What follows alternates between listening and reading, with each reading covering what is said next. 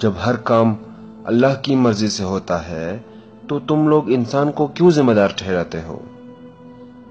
جب شیطان آگ کا بنا ہوا ہو تو اس پر آگ کیسے اثر کرے گی؟ جب تمہیں اللہ تعالی نظر ہی نہیں آتا تو اسے کیوں مانتے ہو؟ بزرگ نے اس کے جواب میں پاس پڑا ہوا مٹی کا ڈھیلا اٹھایا اور اس کو دے مارا۔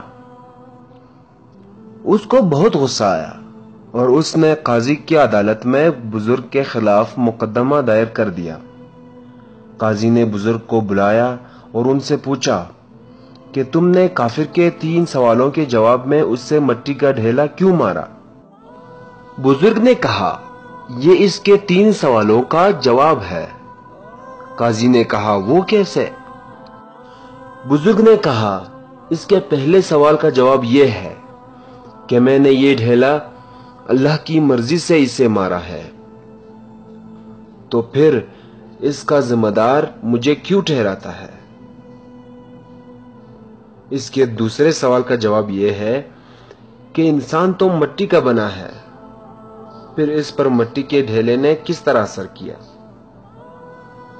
اس کے تیسرے سوال کا جواب یہ ہے کہ اسے درد نظر نہیں آتا تو محسوس کیوں ہوتا ہے؟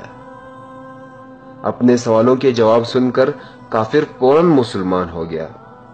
دوستو، اس ویڈیو کو زیادہ سے زیادہ شیئر کریں تاکہ ہر کافر کو اس کے سوالوں کا جواب مل سکے۔ میری ذمہ داری آپ لوگوں تک پہنچانا تھا اور آگے آپ لوگوں کی ذمہ داری ہے۔